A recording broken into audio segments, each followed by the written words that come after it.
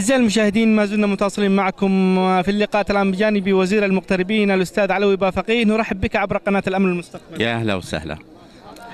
أستاذ علوي، بادرة تشكرون عليها مشاركة أبنائكم الرياضيين هنا في هذا الكرنفال، في هذا العرس الكروي.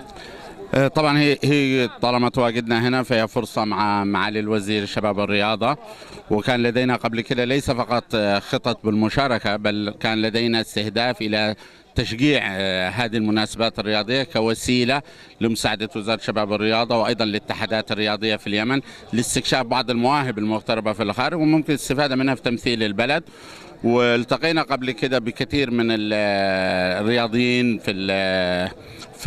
في مناطق المملكة بشكل عام، وكان في اتفاق نحو محاولة تأسيس اتحاد ليشمل هذول الرياضيين في كل المناطق معينة لتنسيق الجهود في دعم الرياضة، لأنه كثير من الأبطال قد يمنيين قد ظهروا وظهرت مواهبهم في العديد من الأماكن. فاستغلينا أنا ومعالي وزير الشباب والرياضة وقدمنا مقترح بأنه لماذا لا يبدأ عملية استكشاف هذه المواهب من خلال حضور مثل هذه النشاطات ومحاولة انه ربط هذه المواهب بوطنهم اليمن، بحيث انهم في المراحل القادمة يقوموا بتمثيل البلد نفسه. كيف شاهدت هذه البطولة، بطولة الجالية اليمنية؟ طبعا نحن متابعين في أكثر من جهة، وكانت طبعا هي متفرقة في أكثر من منطقة هناك بطولات، وكان لدينا خطة مع معالي الأخ وزير الشباب والرياضة إن احنا نعمل مسابقة على مستوى المملكة كل، بحيث أنها تشارك الأبطال المناطق في الرياض في جدة في مباراة نهائية.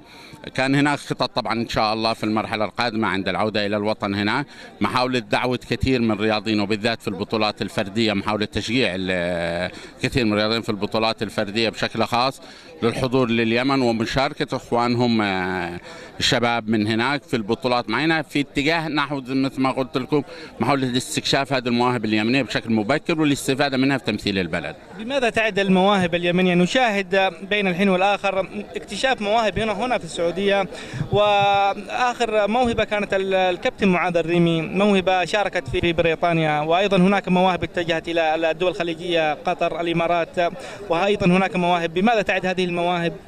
نحن مثل ما قلت لك هناك خطة في المراحل السابقة، كان هناك نوع من أنواع عدم التواصل أو عدم معرفة المواهب أو اكتشاف بشكل مبكر. استغلينا وجودنا خلال في المملكة في المرحلة الأولى، وهناك مواهب كثير في المملكة وبالذات في كرة القدم وبعض ألعاب الجودو وبعض ألعاب الفردية من هناك، واتجهنا نحو أنه يجب يكون هناك نوع من أنواع التركيز ومحاولة ليس فقط أنه من هنا هذه المواهب موجودة من هنا، محاولة دعوتها للتنافس داخل اليمن مع المواهب اخوانهم اليمنيين من هناك للوصول الى افضل مواهب نحو تمثيل اليمن. ولكن انا اقولها، وهذا قد تعهد به معالي الاخ وزير الشباب والرياضه، ان اي موهبه هناك تثبت وجودها هذا يشرف اليمن بانها تشارك بتمثيل بلدها في البطولات العالميه وعلى مستوى القاره. اخيرا، كيف تشاهد هذه الملاعب، ملاعب الامل والمستقبل؟ طبعا انا كنت اتحدث منذ قليل مع الاخ وزير الشباب والرياضه انه لماذا لا ننقل هذه التجربه الى اليمن.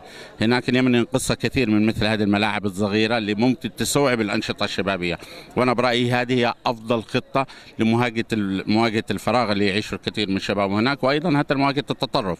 فالمعالي الأخ الوزير كان متفق معايا، وإن شاء الله تكون ننقل هذه التجربة إلى اليمن في أكثر من محافظة. كلمة أخيرة نختم في هذا اللقاء. أشكركم طبعا وأشكر قائمين على هذه البطولة وأشكر لهم دعوتهم، وهي فرصة سعيدة جدا. حتى معي ابني الصغير حضر المباراة رغبة في أنه يشوف فرق يمنية تتنافس، وإن شاء الله يختتم هذا بمباراة جميلة نستمتع فيها كلنا. احنا سعداء جدا بتواجدكم معنا عبر قناة الأمن المستقبل. أنا أسعد، شكرا جزيلا. إذا مشاهدينا الكرام، كان هذا هو حديث وزير المغتربين علوي بافقيه.